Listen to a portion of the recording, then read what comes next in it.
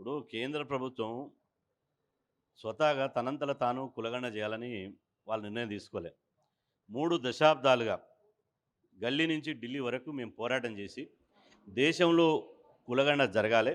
కులగణన ప్రకారం బీసీలకు రాజ్యాంగబద్ధమైనటువంటి హక్కులు దక్కాలని చెప్పి మేము పోరాటం చేసినాం.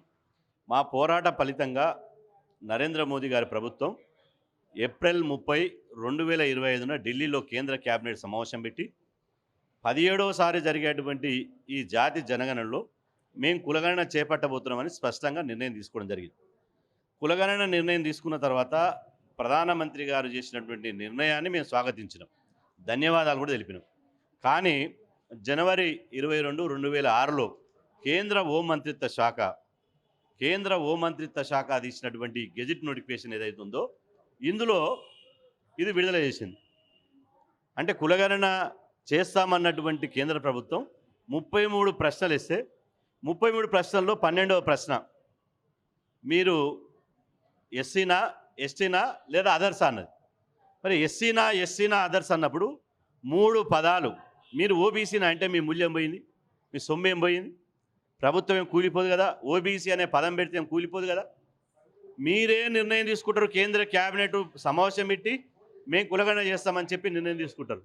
మీరు నిర్ణయం తీసుకుంటామని చెప్పి మళ్ళీ 70 కోట్ల మంది బీసీలను ఎట్లా మోసం చేస్తారు?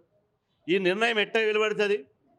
ఇలా కేంద్ర ప్రభుత్వము ఇప్పుడు భారతదేశంలో 1931లో జరిగినటువంటి కులగణన లెక్కలు మాత్రమే ఉన్నాయి.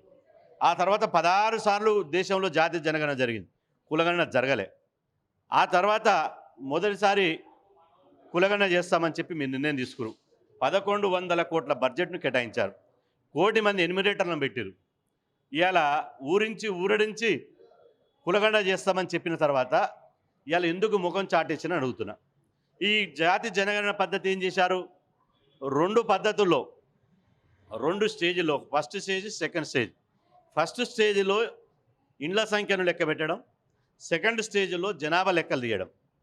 కాబట్టి ఇండ్ల సంఖ్యను లెక్క పెట్టడానికి ఏప్రిల్ 1వ తేదీ 2026 నుంచి ఇండ్ల సంఖ్యను లెక్క పెట్టడానికి కేంద్ర ప్రభుత్వం నిర్ణయం తీసుకుంది. ఏప్రిల్ 1వ తేదీ నుంచి ఇండ్ల సంఖ్య ప్రారంభమవుతుంది.